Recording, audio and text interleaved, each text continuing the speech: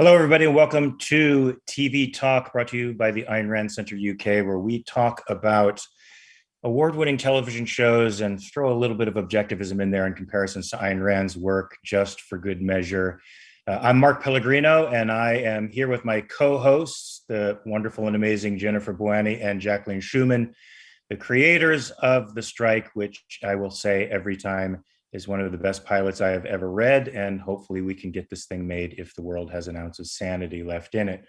So before we get to our subject today, which is Mad Men season 3, I think we probably have a little bit of office business to clear up here.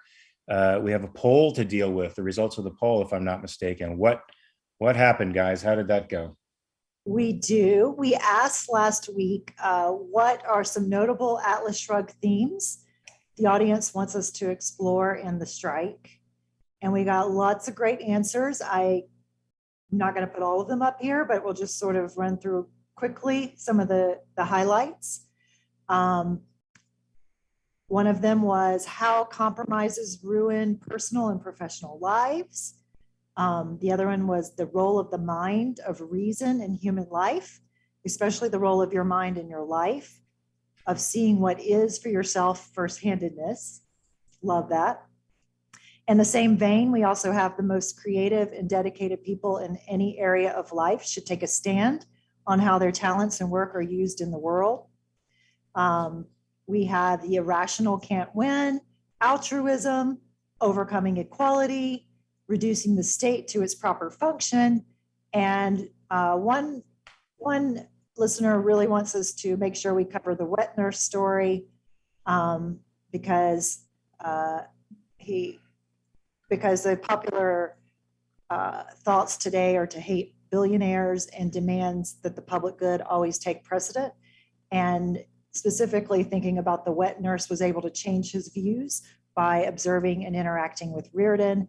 Reardon's benevolent interactions, honesty, integrity showed the wet nurse the error of his thinking. And so we definitely will include the wet nurse story in there, although we probably may not be able to call it the wet nurse. I'm not sure that would resonate today. What do you think, Jax?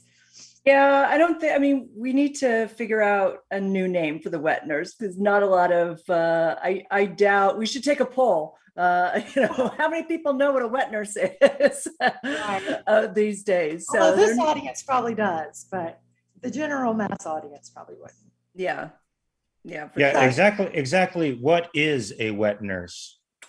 A wet nurse is when you have a baby. Let's say I have a baby and I don't want to nurse it myself, and let's say Jennifer is full of milk, so she becomes the wet nurse. And it was very much it happened all throughout history up until probably well into the 20th century of women who either couldn't nurse on their own or were too aristocratic to do it, and then a wet nurse would come in and feed the baby their own milk. The aristocrats do have to preserve the integrity of their nipples. This is true. Hey, wait a minute. I realized I forgot to introduce our prime guest, the Lord Emperor behind the scenes normally, who is now in front of the camera helping us to dissect Mad Men, our resident expert on Mad Men. That's right, Rosie. That's you, Rosie Ginsburg. And Rosie will be speaking in a Scottish accent the entire episode because he's in Scotland. As Mark pointed out before we went live, there's no better place to talk about Mad Men than from a bedroom. So I am in a hotel room. Scotland. It's not the Waldorf Astoria, but show us some love in the super chat, and maybe next time that's where I will be. Now, definitely, Mad Men is filled with lots of sex. Season 3 seems to be filled with more than its fair share, even by Mad Men standards. It seems to be pretty intense, but I thought that there's an interesting thing here to me, and I could throw this by you. It seems like the primary idea of the show is about identity. And I don't think it's any mistake that this show is built around the 60s or that the characters exist in the 60s. That's a very interesting time, I think, for America, where they were contending with their past and deciding what they were in a way, it feels like the 60s and the turmoil of the 60s, the death of innocence and sort of the death of old belief systems and the birth into something else, God knows what, sort of mirrors the identity issues that Don Draper has. I'd be interested in knowing all of your points of view about that. Do you sort of agree with that rather vast and sweeping statement, Razi?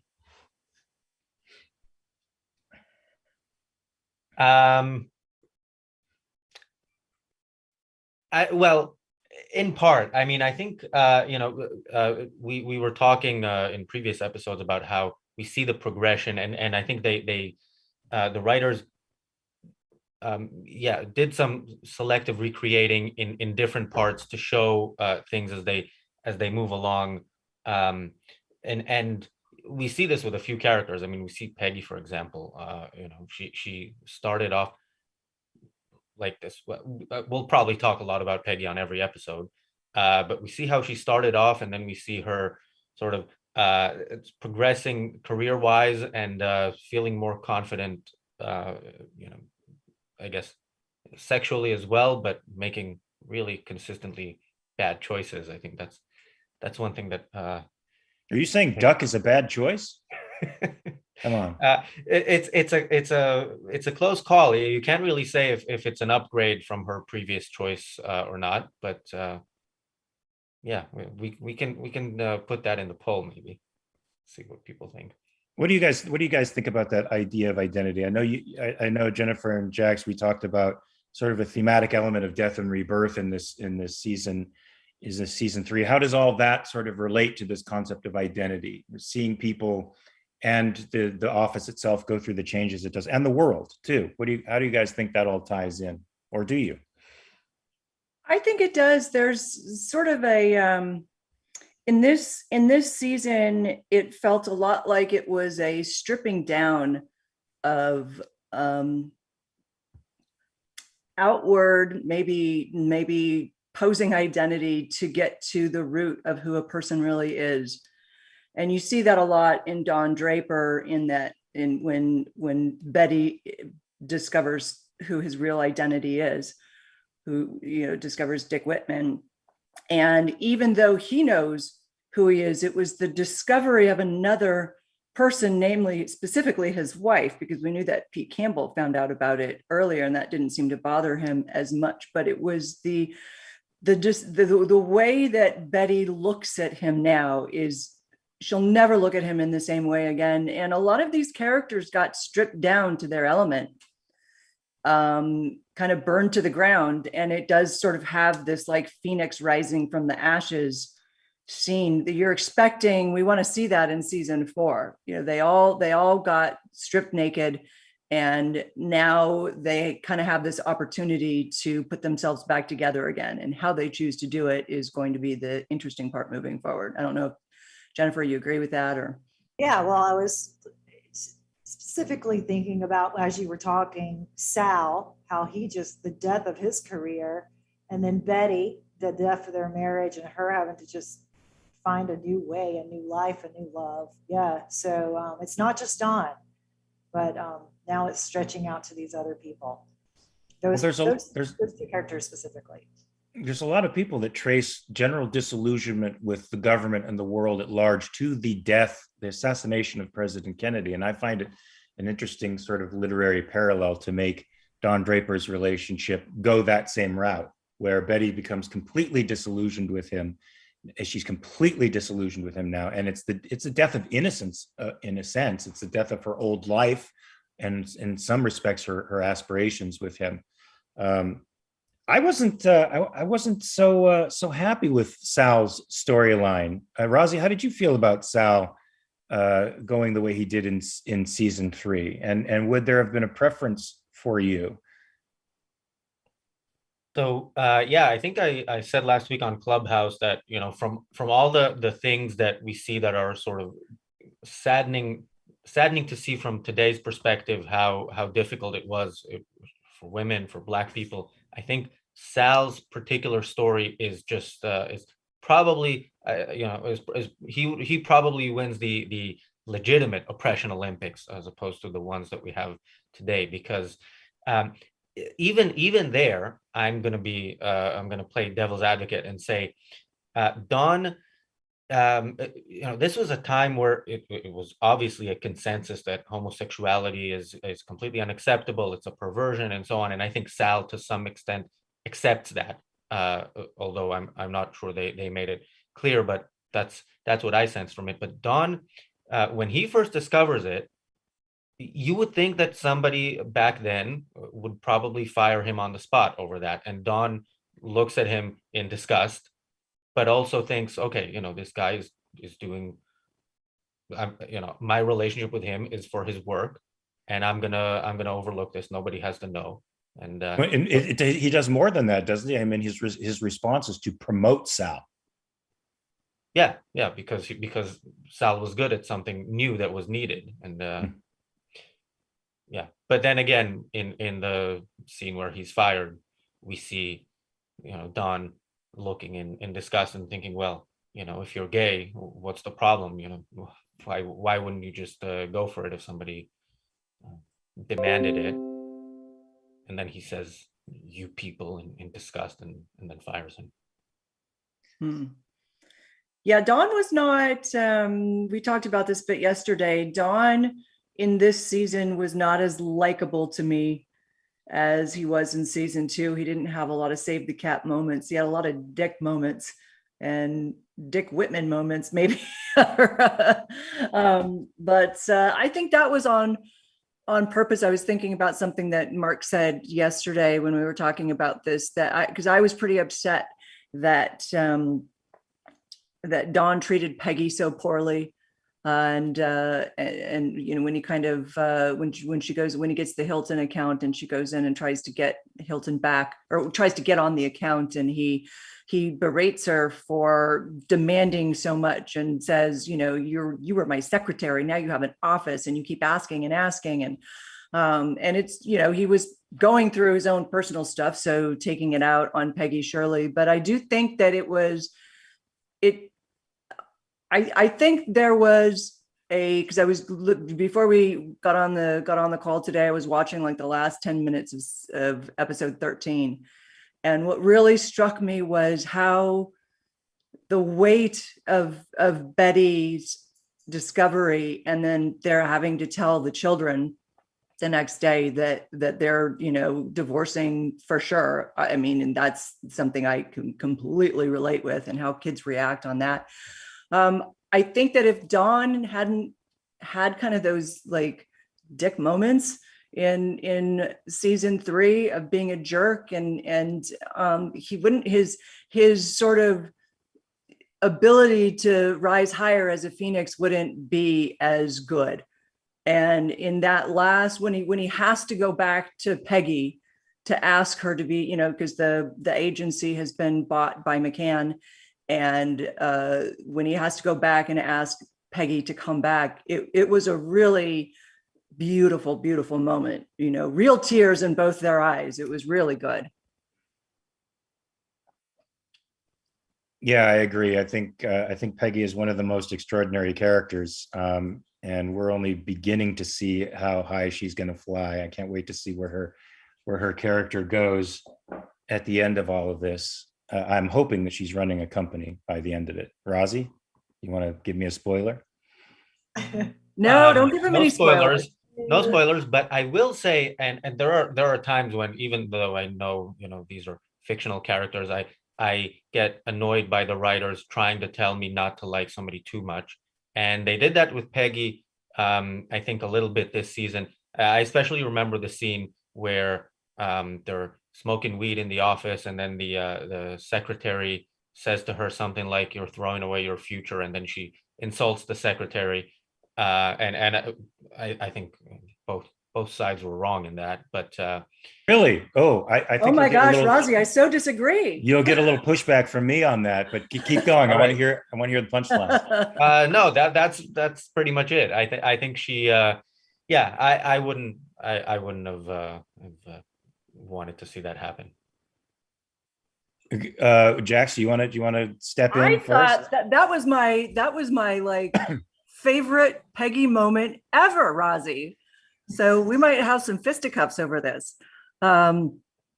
I thought it was brilliant that this to me was the pinnacle scene in my mind that told me Peggy is going to be okay. Like whatever happens to Peggy after this point, she's going to come out all right. And she even says it explicitly. But what I love about it is that it showcases her as a uniquely creative person, because here she's gotten high with all the guys and they want to go up on the roof and they want to, just play around and stuff. And she's at first, she's like, no, there's no need to go up on the roof. And then she's like, oh, maybe, and then she brings up an ad that they're working on. And one of the guys says, wait, are you working? And she says, yeah, I think I am. And by the way, guys, I don't need you here anymore. Bye-bye. And then she goes to, and then there's the interaction with her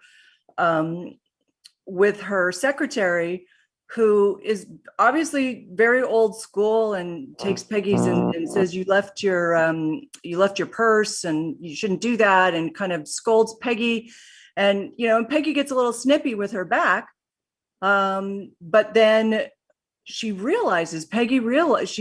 this is what's great about Peggy, is that she reads people, and she says to her, you don't have to be afraid. And she says, you're afraid for me. You don't have to. I'm going to be okay. I'm going to get to do everything in this world that I want to do. And I just thought that was a brilliant Dagny moment. I loved it.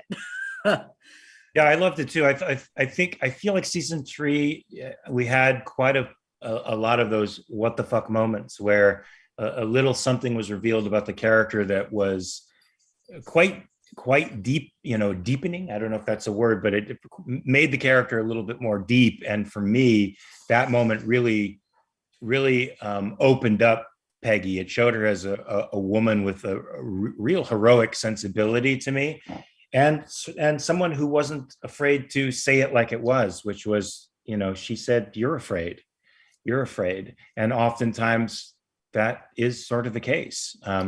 People project their fears onto others, and it's really themselves. But another package that was opened in an interesting way, I thought, was Betty. I mean, I see Betty as sort of a person who embraces, all the cliches of her era and not having a great deal of depth. And then we get to Italy and I see a completely different human being. But before we get to Betty's sort of transformation in Italy, what do you think about what we're saying about Peggy, Razi? So I think Peggy has a few moments. I think it may have been the end of season 2 where she gets Freddie Rumsen's office, and she's more comfortable. She asked for it. That office was empty, as Roger Sterling says, and none of the men had the guts to go and ask for it. And I think when Pete comes in and says, how did you manage that? And she says, I'm sleeping with Dawn, sort of, jokingly. And so we see her become more comfortable in her own skin. The thing with the secretary, I mean, think of just the progression that we see just from season 1 to 3 in how women are considered more legitimate players in work. So this older secretary is probably from a time where it was weird to even have a woman as a secretary, let alone, have her own office. So you could sort of see, and again, I don't like the fact that the secretary is telling her boss, why are you smoking weed, when her boss is, early 20s, and a copywriter and has a job that mostly only men have at that point. But yeah, I thought it was unnecessary. She says to her something like, I have a job and I have a secretary and that's you. I mean, yeah, I don't think it was necessary to. Well, where I thought I would agree with you, where it felt like the writers were attempting to make me not like Peggy very much for some reason or another, was when she had the blind date with the truck driver. Now, I thought that was pretty gross, but that was season 2, I believe.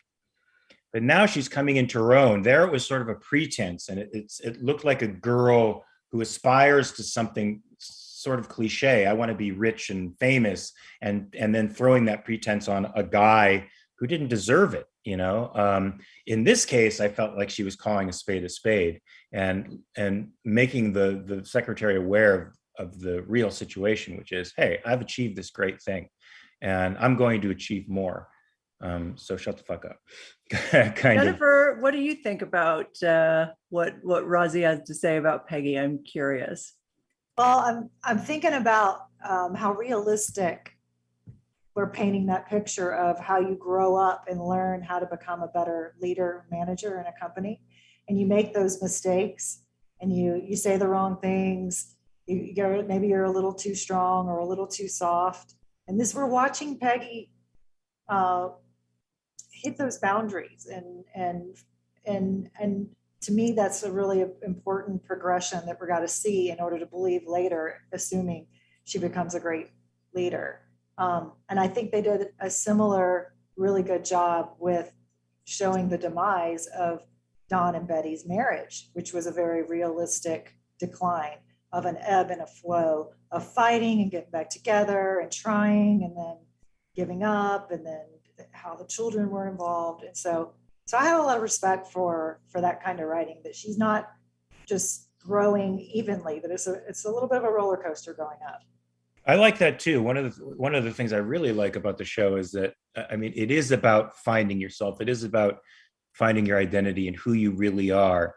And it's a messy, messy process. I'm assuming Don Draper is going to get there at some point, but he's making all kinds of mistakes now. And even Peggy, who seems to be growing much faster than somebody like Don, probably has a little bit less to contend with, but she's making these types of sloppy errors as well, and that's what people do. Do we see that same kind of thing in any of Ayn Rand's literature? And we see flawed human beings, but do we see the same kind of dynamic? You know what I'm talking about? Hank comes to mind instantly. Everybody brings up Hank. Yeah. Are we talking which characters in Mad Men are you well, all of them are trying to find themselves. It seems like all of them are, growing in fits and starts, and trying to establish a kind of identity, whether it's a false one or trying to get out of a false identity and find their true calling. And Cheryl is like that as well. Mm-hmm. I think Peter Keating in Fountainhead is a fairly kind of tragic character. He never does make it. We don't have as much of that though in most of Ayn Rand's characters, and that is something that we're kind of working on with the strike is in, because it's not there explicitly when we meet most of her characters. They're for the most part baked, but you see what their arc has been through flashbacks. And I think in that we have an opportunity to show those kinds of struggles, because I mean, John Galt wasn't it. If John Galt was born knowing that the right thing to do is to stop the motor of the world, he probably would have done it a lot earlier than at the 20th century motor. Well, I think that means that he would have done it while in diapers. I mean, he's right, pretty or young at man. 2 years old. So there is room there to show those kinds of developments, and that's what we get to. Hopefully, that's what we get to do. I do want to. There's a lot of stuff going on the chat right now. I just want to recognize Hamad for your $4.99 super chat, and he says, Mad Men is an amazing series, and I'm enjoying these analysis shows. So thank you. We enjoy giving them. Thanks so much. And we did have, well, if somebody can remind me at the end, we've had a lot of questions on the chat, not just from today, but from the last few episodes that we've done, wanting to get an update on what's going on with the strike and our shopping, and I can give a little mini update at the end. So I'll just, that was Scott was asking, and I just wanted to shout that out. All right, so sorry. Wait a minute, Rosie, if we've answered those super chats, I'm interested in getting your point of view about this. The complexity of the Mad Men characters, the way they sort of evolve, the way we do in life, and hopefully we'll come to some solutions at the end, which hopefully makes it rises above the naturalistic sort of tone. And how do you think that compares to the Rand characters and their complexity, where you get the sense that all the characters are more or less baked, as Jacqueline says, sort of baked, and the changes aren't as transformative. Maybe that's just me. Except Dagny does go through transformation too. I do want to put that caveat in there. Yeah, and But I agree with Jennifer. The first character that comes to mind is Hank. But yeah, I think, well, Rand shows some of the characters improving, and she doesn't do this kind of thing that they did with Peggy, or at least in my view did with Peggy, where they don't want you to like anybody too much. They want to show that that nobody's perfect. As is that a real thing, or is that just your sense? Like you just that's my view. That's my okay. Yeah, I mean, you guys mentioned that the writer said that Don was an anti-hero, and I think yeah, Don is certainly, compared to most characters on TV, is a much more heroic figure, I think. But again, I think there's an insistence on showing too many flaws in somebody that really is an admirable character, especially if you focus on his professional life. Let's say. You know what I would call him, Razi, and Jacqueline and Jennifer, you can tell me what you think of this. I wouldn't call him an anti-hero anymore now that I'm 3 seasons into this. I would call him an unintegrated hero. He's not integrated. A reluctant hero? Not reluctant. I mean, I don't think he's reluctant, particularly in his profession. He knows exactly what he wants and how to get it. He's not integrated. His personal life and his dishonesty, that all that stuff, that subcutaneous stuff, subterranean stuff that's subcutaneous, like a zit, all that stuff that's in under him, his skin. that's under his skin. Yeah, it's true. Hasn't integrated yet with this professional persona that he has. So he's heroic in that aspect in that one aspect of life, but sort of in a repetitive, in a cycle of self-destruction.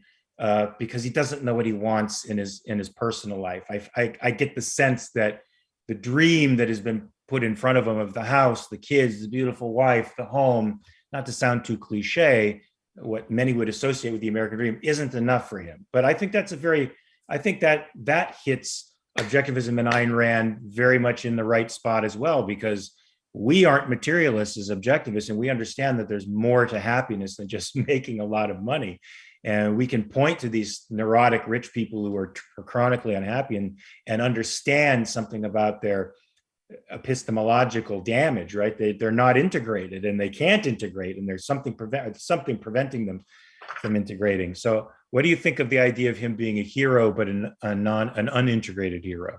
Yeah, I think we maybe in the first episode said he's like kind of like Hank Rearden, if Hank Rearden didn't at some point have people presenting him with the right ideas. To some extent, that's how I see Don. I mean, there's a scene where he's in bed with the teacher that he's sleeping with in season 3, and she asks him something like, "Are you comfortable with what you do for a living?" or something like that. "Are you okay with it, or do you feel bad about it?"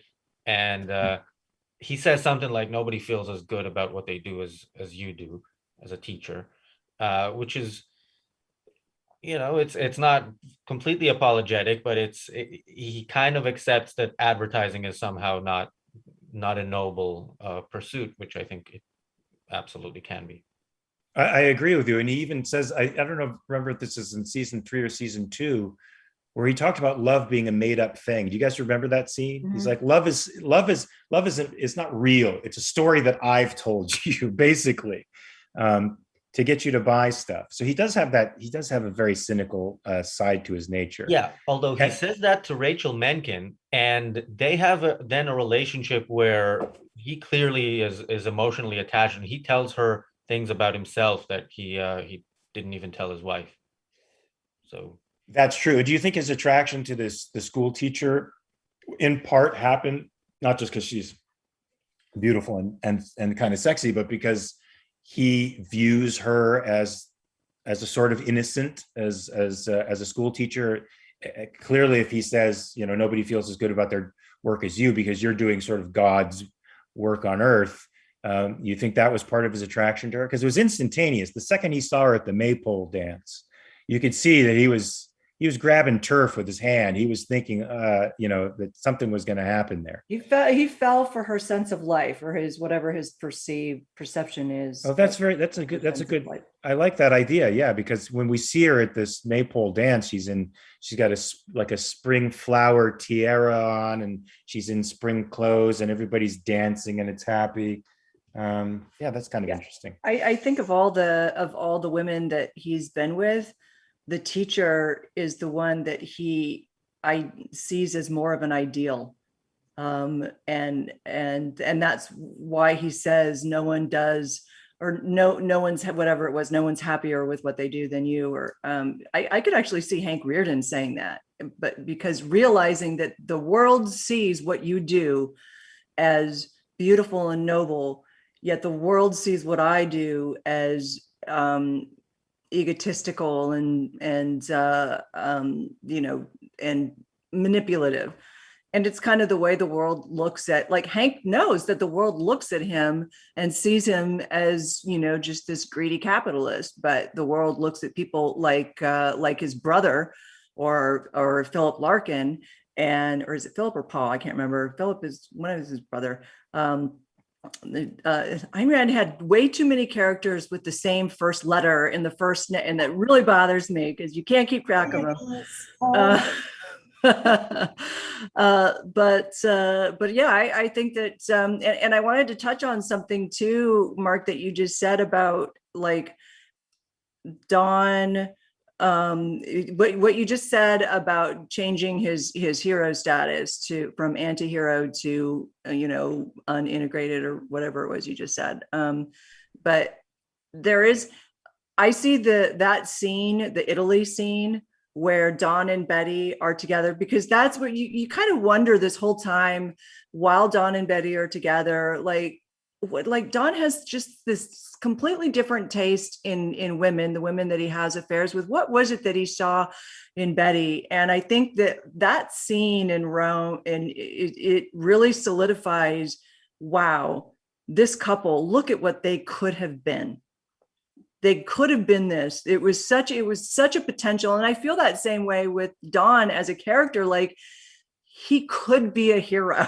He's so close. He's hero curious, to use I guess a common way of looking at things. What did you think about Betty in Italy, Rozzy?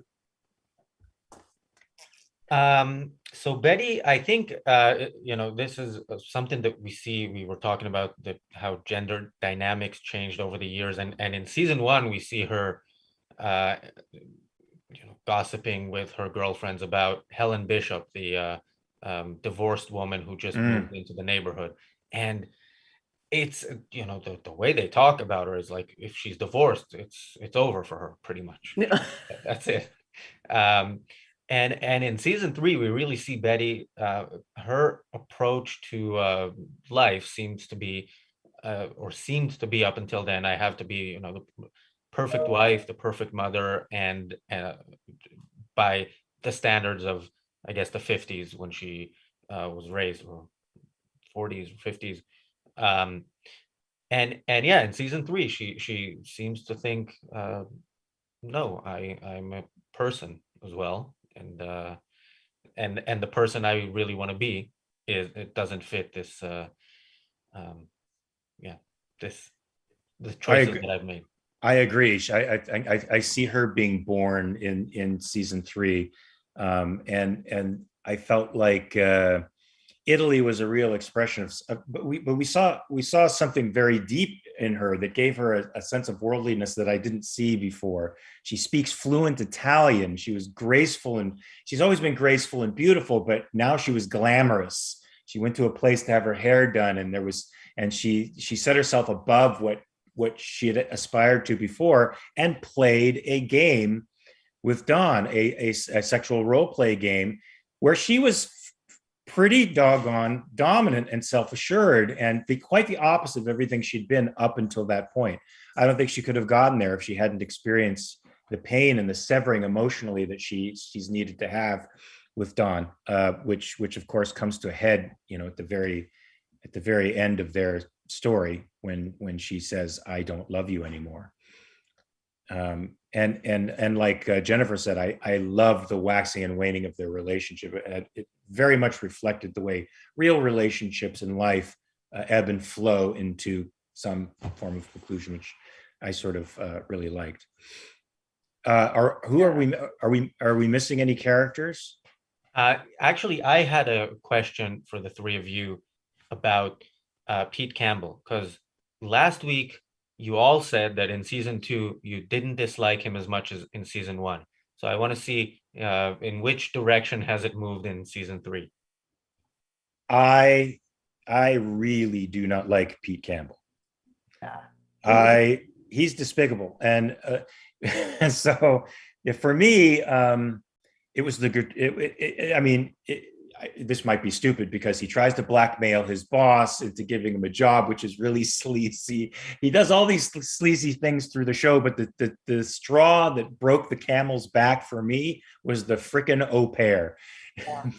that did it for me. I'm like, dude, you are a complete sleazeball. Way out of his way too, going to get the dress repaired, and it was a full on. It was a edifice of lies, and it was sort of great that the au pair's employer, the father, came over. I loved that, and pinned him to the fucking ground and wouldn't let him get up and squirm out of it. He literally regressed while his wife was absent into a child. We talked about how he's eating cereal and watching television, and it was like the cat's away, the mice will play sort of thing. It was so gratuitous what he did to her, and so exploitative. There was like what made it particularly awful to me was there was no end in it. Even, I mean, at least to some degree, you see his ambition leading him in bad directions. He's doing terrible things to fulfill his ambition, however misled his ambition is. In this case, there was nothing. There was really nothing. What do you guys think of that? What do you think, Jennifer? Well, I mean, I had the same reaction with the au pair situation. Was just made him gross. So he did take a few notches down, Rozzy, from last season. There was hope that he might be getting better, but in the spirit of what I think the writers are doing is showing him struggling through something. And I feel like we're going to figure out sooner or later what it is that's missing in his life that he's so unsatisfied with what's her name? What's his wife's name? Trudy. What's interesting is that I thought that we didn't talk about this yesterday, but what about that wedding scene where he and Trudy busted cut up a rug together? What was it? The can? I don't know what kind of dance it was, but they had a whole dance choreographed, where he's Charleston, the Charleston. And they're knocking everybody else off the dance floor. And they were having a fantastic time. Although what was great, Vincent Kurtheiser or Kurtheimer, I can't remember how to say his last name, is a really, really good actor, because in that dance, you see that he's doing all the steps perfectly, and Trudy is just loving the moment. She's not looking at anybody else except for just enjoying the dance, but you see Pete looking at people looking at him. How are people seeing me? How are people thinking of me? And it was such a great, primacy of consciousness moment. But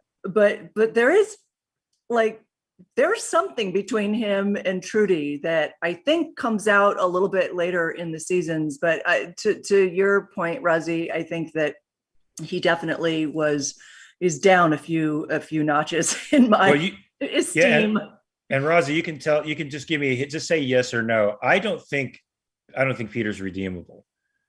I see other folks there, and I don't think Kinsey's redeemable, by the way. I think other folks, Don is, of course, because we've seen his conscience and we've seen these deeper elements to him all along. Peggy is, of course, we've seen elements in her and what she's trying to achieve. Every character in there who occasionally makes errors and steps on people's toes or does something that today we would consider awful. I see them as evolving and being better. Peter, I don't. He is like a Keating, and his flaws are so deep. In fact, they're so deep. It really disappointed me that he got offered that position, and that Don had to crawl to him and sort of validate him, give him that validation to get him to come into the new firm. Because I just think the guy's ugly, and in the end, it's going to be about satisfying his want, his neurosis. Yes, there's a relevant and generous super chat again from Hamad for 1999 US dollars, and he says, Thanks, Pete was really despicable in his rivalry with Cosgrove. Really despicable. I agree. I completely agree. When Cosgrove, he's a funny character. He doesn't really have an arc. He's one of those characters. He's meant to. He's like the steady person who he kind of always stays the same, and he's generally a good guy. I think he would be a sort of Rosie. You can tell me what you think. Jennifer, you can tell me what you think. He seems very much even on a higher level than, say, an Eddie Willers. I mean, he's a guy that does his job well. He's got creative aspirations outside of that. He doesn't make any bones about where he is or what he's doing. And he's not in competition with anyone. He just is doing his job. Whereas Peter is all about the dynamics of the office, the politics, how he gets recognized. And that just makes him such a disgusting guy on so many levels. But yeah, Cosgrove is okay. I think Eddie Willers is probably better, but I mean, you see how he takes the job of when they both get they have to split the job of head of accounts, and Pete celebrates it at first because he's above everybody, but all of a sudden he's not above everybody. There's one person he has to share the top rank with, and then he is devastated. And thanks Hamad for bringing that up, because I had a couple of points written down about Pete, and that wasn't one of them, but that is an important one. I also was looking at the scenes with Trudy, and I was wondering, there are objectivists who prominent objectivists who say that that Peter Keating was really in love with Katie, and I'm not 100% sure about that, but I'm definitely seeing similarities here. I don't think Pete Campbell is in love with his wife. I think Pete is the proof of Rand's quote to say "I love you. You must first know how to say the I." He has no I. He's not an individual. He sleeps with that au pair. He goes through all that trouble, not even for the sex. It's just to get her, to know that he got somebody to do whatever he wanted. So that's it. It was just the pure dominance of another human being, the power that he had over another human being. I agree with you. I don't think he's capable of love. Now something else actually, and I apologize for not being able to say this word right. Thesey surface, THESY surface for £9. It vehemently disagrees with what we're all saying, because she says Pete stands up for Black people when no one else does later. It was great writing. The white privileged kid seemed the least racist later on in the show. Well, no, he recognized that the market, he recognized something that other people weren't, and that was certainly a virtue on his part. But is it enough to overcome his deep personal vices? What do you guys think? First of all, Tazy, thanks for the super chat, but we don't know what happens in the rest of the show, so we don't know what happens in the future. There was that scene where he sort of tries to convince Admiral to focus on the black market. I don't know if that's ever something that I'm comfortable with back then or today. I'm not a fan of it. I don't think that kind of stuff should you know, if it's out there, should fight against it, not see how we can use it to our advantage. Wait, what are you talking about? The you know, the people making choices based on you know, along racial lines, like, okay, as Black people, these are the TVs that we buy. I know it happens. I'm just not a fan of it. I see what you're saying. But I think they were saying that, you know, he recognized something, and it, for his time, being a kid who was privileged and white, that bespeaks a kind of consciousness that maybe we're not giving him credit for. Yeah, it's definitely better than oh no, Black people are buying our TVs. How do we make that, you know, stop that from happening? So that, which could have been an approach that some may have. Well, look, I mean, Hitler was a vegetarian and he liked animals, so everybody has these complex dimensions to them. That doesn't mean we can't judge him as a basically bad guy. He's a basically bad guy who recognizes one or two things out there that are good and true. So good for him. That makes him a complex character to me, and that makes him interesting. That makes me, I still hate him.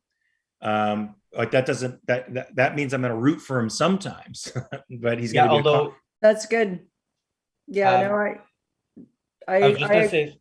Go ahead. I was just going to say, if Hamad and Tazy are starting a super chat war for and against Pete, I encourage everybody to jump in and let us know what they think. And Louise, thank you for the 10-pound contribution with a flying something chicken, green chicken.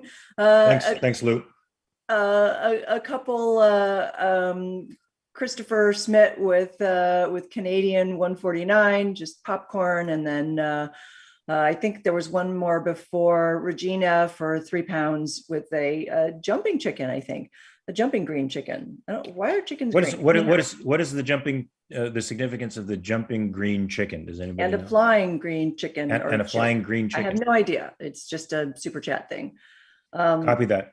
But I will say what's interesting about the Pete and the Admiral TV thing is there was a real interesting scene when he gets into the elevator and he asks the elevator man, you know, what kind of TV do you watch? And I think he tells him it wasn't RCA. An Admiral. It was an RCA. Yeah. And he's it's kind of one of those.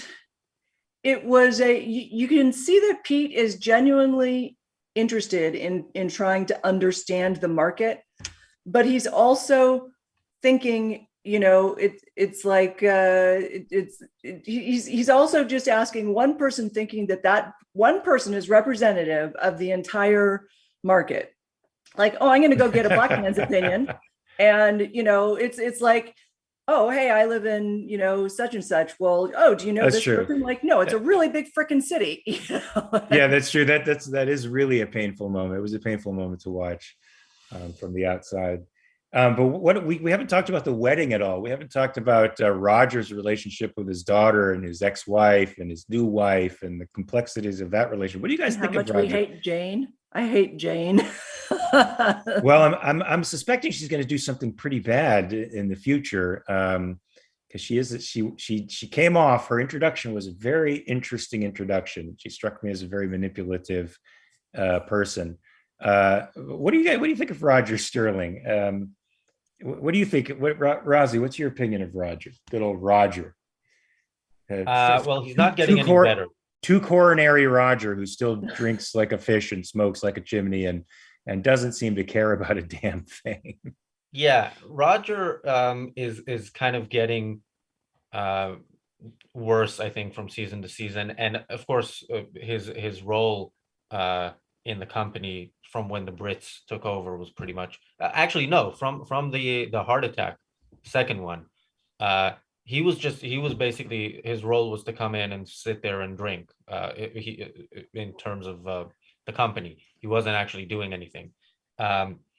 So, and I guess he got bored, and his favorite secretary went on and got married and or got engaged, and you know, we see him going for a 20-year-old. So yeah, he's not a force for good in the world. He's not Pete Campbell, but he's not. He is the I guess the embodiment of what people would today call white privilege. He inherited a company. He doesn't really do a great deal within the company to grow it or expand it or make it better. He's just become fat off of it, and it's allowed him to indulge the worst parts of his character, I think. But he still does have that. There's something about him that does make him, or maybe I'm wrong. Maybe it's just me. He's got a certain character that you could see would keep accounts in a way. You could see him being smooth enough and sort of cavalier enough to be interesting to people. Sterling, I think, to me has. Oh, I'm sorry, Jennifer. Were you going to say something? I was just going to say he had that sense of humor that so many guys in sales have.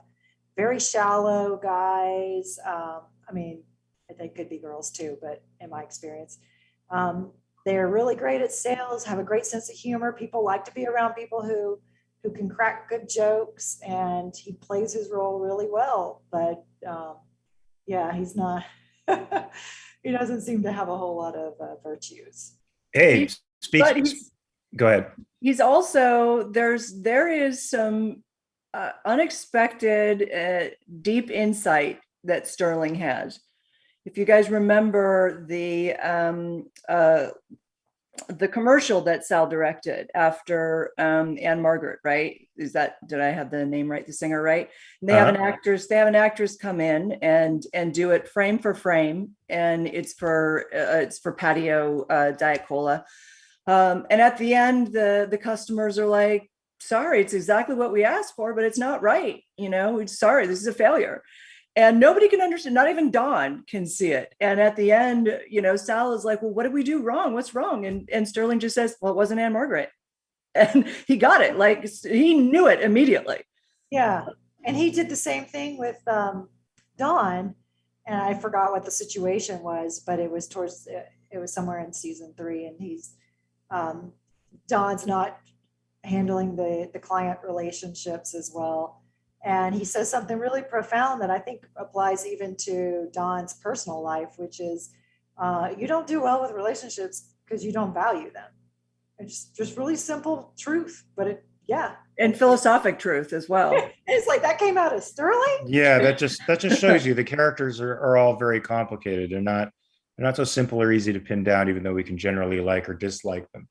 I think there's a character that we've been missing that we should probably talk about really quickly before we do the poll and sign off for Clubhouse, and that's Connie Hilton.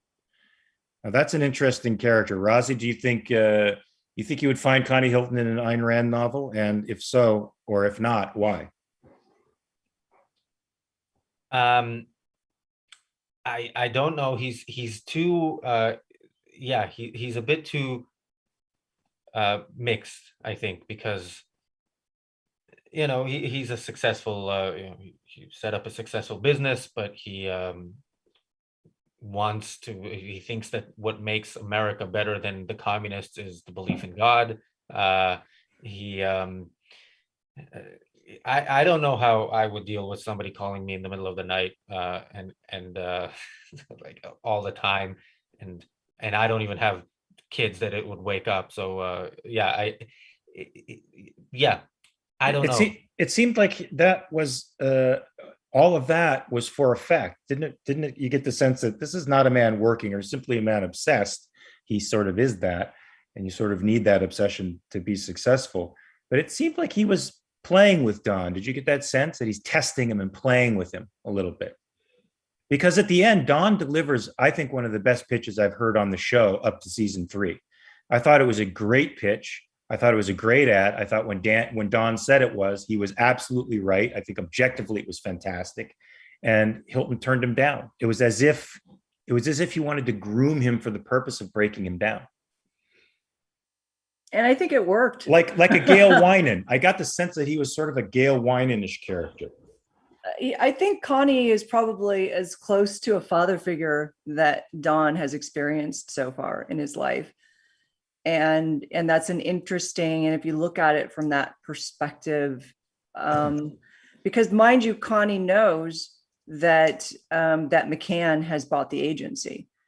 And something, now I have to go back and look at it. Something in me wonders if he didn't give him that rejection because he knew that the agency was being bought, and he needed Don to go out and be his own man and come up with the idea of splitting from the agency. If he had accepted his work, and I think Don probably would have stayed with McCann, and not started his own agency. So something, the benevolent part of But me he didn't know wants about to- that. He didn't know about that merger at the time that they had the pitch meeting, I don't think.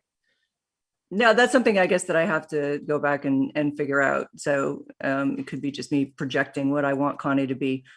But go ahead. Rozzy, do you think he's sort of a Gail Wyman type? Yeah, I like that. I like that comparison. I hadn't thought of Gail Wyman, but again, I think Gail Wyman is better. But yeah, I mean, there are points in the Fountainhead where you ask, "What's the point of this?" In what Gail Wyman is doing, and yeah, I had that question a few times with Connie Hilton. For sure. All right. Well, we got. So there's I'm just going to read a quick super chat. It's just a comment. Another one from Hamad. Thank you, Hamad. You're like you're showing up today for $4.99. He says Don and Peggy scenes are great. They showed up first to work after FDR incident. Do you mean Kennedy incident? JFK. Oh, JFK. Sorry. Well, yeah. While Pete found his excuse to not attend work. That's absolutely true. But I think we kind of, because we're coming up on time here, and we need to sort of set up our poll. Let's real do that. quick. So our poll today covers art, the role of art. And if you guys noticed, I mean, Mad Men, there's art all over the place, as just how, Don's office, Peggy's office, Sterling's office, but there's the most prominent and interesting art to me is the art that you see in Bert Cooper's office. And at the beginning of season 3, you're seeing a Rothko, which is just red smudgy squares, as Jane describes it. And he makes a big deal of how much money he spent to get it. And there's also this idea of you put art up in your office because you want people to give you feedback on it, and you want people to talk about it. Well, then in the middle of season 3, actually, no, I'm sorry. It was, sorry, my bad. The Rothko was from season 2. And in the beginning of season 3, there's the piece of art, which I wish we could show it, but we would be taken down because it's fairly pornographic. It's called The Dream of the Fisherman's Wife by Google it, The Dream of the Fisherman's Wife, Katsushika Hokusai, wherein a woman is being pleasured by an octopus in all manner of fun and exciting ways. And it's right there, for you to see. It kind of reminds you of Betty on that ridiculous Chase Lounge. Painting couch. Yeah, it looked like Betty. Yeah, it like harkens to that. And so Jennifer and I were trying to come up with this poll question of, well, which Ayn Rand character in the strike should have that kind of, should have art in his or her office that really brings forth reactions. And Jennifer was like, well, maybe it's Dagny. And I'm like, oh no, Dagny wouldn't have any art in her office. And we get into this long friendly argument over like, well, would she or wouldn't she? And so that's our poll question. That's our poll question. Our poll question is our disagreement. So if we can get the poll up in the chat, that would be great. And I will read the question for you. Okay, yeah, go ahead and read the question. Yeah, the use of art in Mad Men is prominent, especially it's in the office of prominent characters. Dagny values the arts. In the strike, should Dagny display art, that could be paintings or sculptures or any kind, in her office? So here are your answers to choose from. Yes, but only be contemporary art that can be judged objectively. Number 2, hell no, because too many people would offer stupid, unsolicited opinions on something that's too valuable to her to argue about. Number 3, yes, the art would be visual metaphors of motors, trains, trucks, and other objects in motion. Number 4, yes, in fact, just copy Yaron Brooks' podcast background of classical composer bust and Greek sculptures. And number 5, no way, Dagny keeps her art at home. So those are your poll for the week. And we look forward to you all chiming in, and we'll let you know who wins next, which answer wins. And that we might actually go with. We might, yeah, because we are definitely in Discord over it. All right, guys. Well, thank you so much. Thanks, Rozzy. Thanks, Jacqueline. Thanks, Jennifer. And we'll see you guys all on Clubhouse. So slip on over there, and we can talk more about Mad Men and Or next week. have more fun. And next week we're going to be talking about season 4. So everybody watch the next 13 episodes so you could be ready and raring to go for the discussion next week, guys. So you've been watching TV Talk, brought to you by the Ayn Rand Center UK. Thank you so much, and we will see you next week. Bye, everybody.